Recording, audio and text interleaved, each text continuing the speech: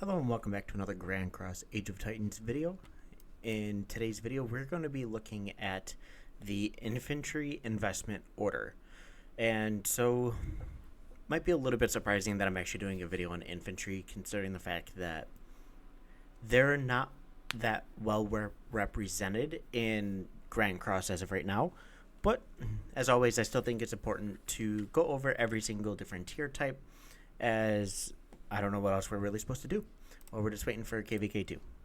So obviously there are a very limited amount of infantry commanders, but some of them are going to be super important, right?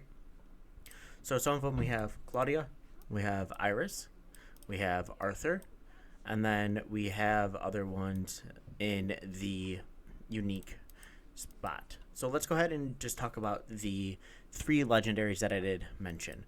So obviously I have all three of them besides, well, okay. I have 2 out of the 3 awakened, and Arthur's on his way to being awakened. So this is kind of what I found. Obviously, Iris is going to be one of those specialty commanders that is going to be coming through a 4-kingdom event, I believe. I can't particularly remember, but I know that she is not so much to say a paid-for commander where you actually have to pay for her summons, but you will be versing other players in order to obtain her. With that being said, you are more than likely going to want to get her, specifically your Whales in the Kingdom, okay? She is one of the best defense combinations to pair with Erdal for holding, your towers or just specific choke points out on the map. And for whatever reason, an Iris Erdal rally against an Iris Erdal garrison is an okay rally, which why that makes sense, we don't know. But so Iris is definitely the one that I would put everything into if you have Erdal awakened or you just want to be, I don't know, maybe a backup. Iris isn't, I don't really use her very much out in the open field, but I do have her in my section with Claudia, which is actually really weird because Arthur is supposed to be a better commander, considering the fact that Claudia has the hunt tree where Arthur has the attack tree. Why? I don't even know.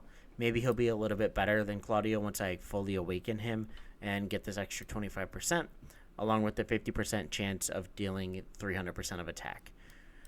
But I don't know. I just don't like the way that infantry is represented in this game compared to other games where they're super represented.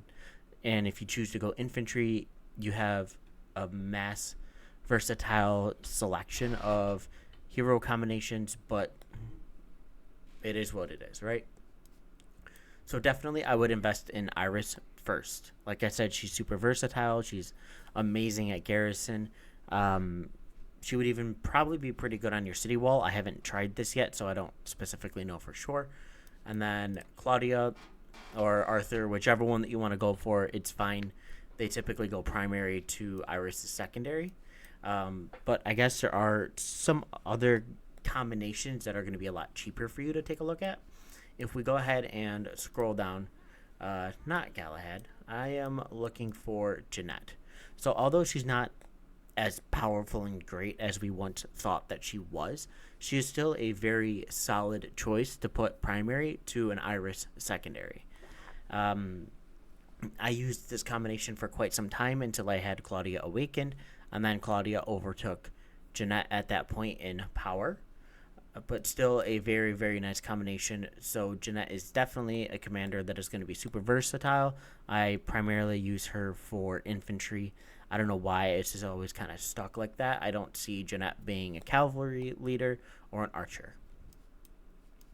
So if we take a look, I'm just going to keep going through. Lanek, not necessary to have in your lineup. Especially with the limited amount of infantry commanders that you get to choose from. So I would definitely hold her off. It's not like she has anything super amazing in her kit. A lot of people do use Lanek for the fort rally. She's super efficient with that. You compare her with someone like pretty much anyone, I guess. Anyone else that's decent on forts.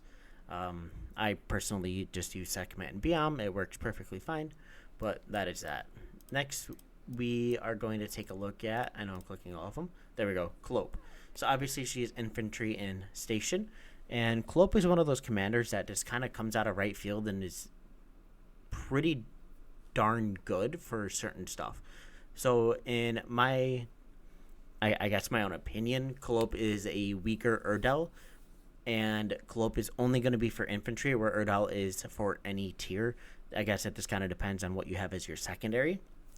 Her kit is pretty decent. The barrier is absolutely insane, as you know. The Krishna Destina just drives me absolutely nuts. Clope is another one of those commanders that can throw up a barrier, and you just don't take any damage for 3 seconds.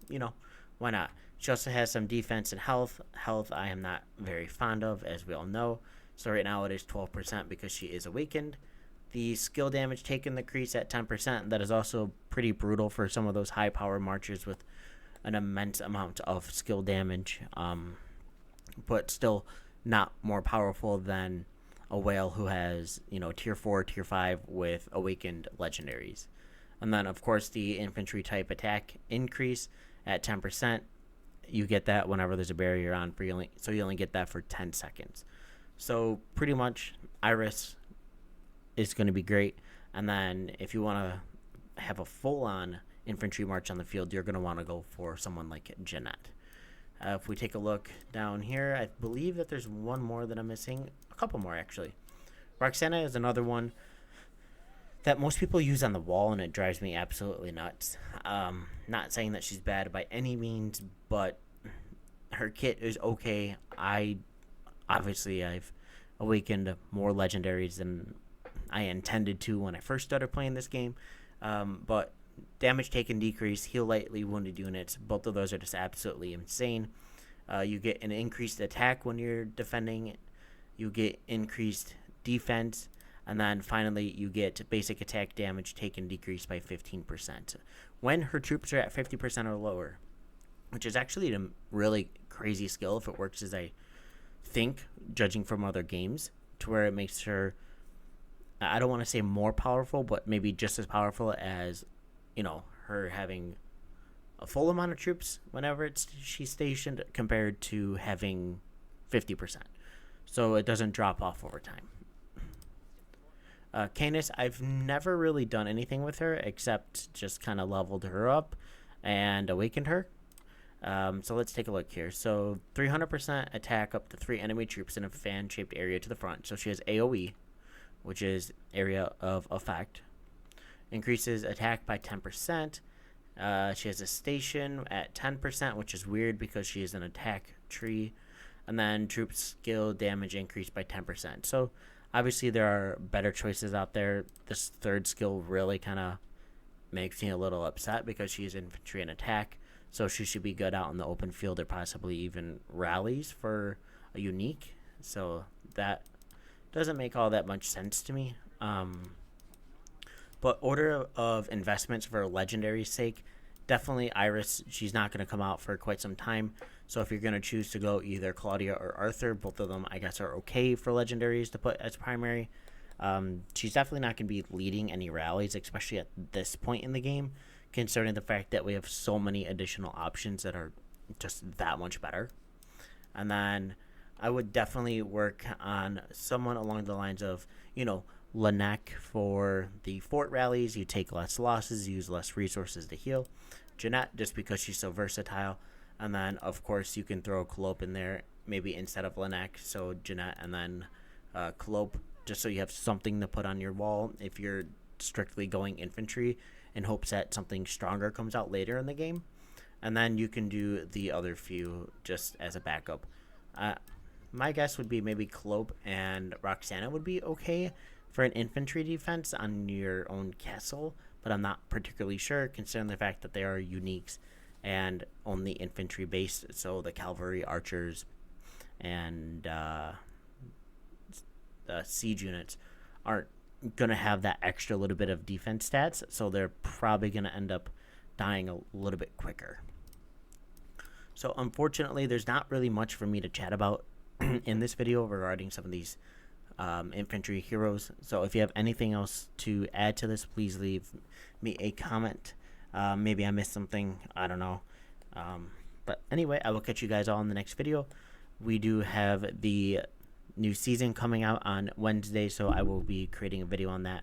And a lot of the future videos will be focused primarily on that, and then we will go back to some other stuff. I do have a couple videos in just in my folder that I will be uploading if I need something to fill for that day. Anyway, I hope you all have a great day or night, and I will catch you in the next video. Peace out.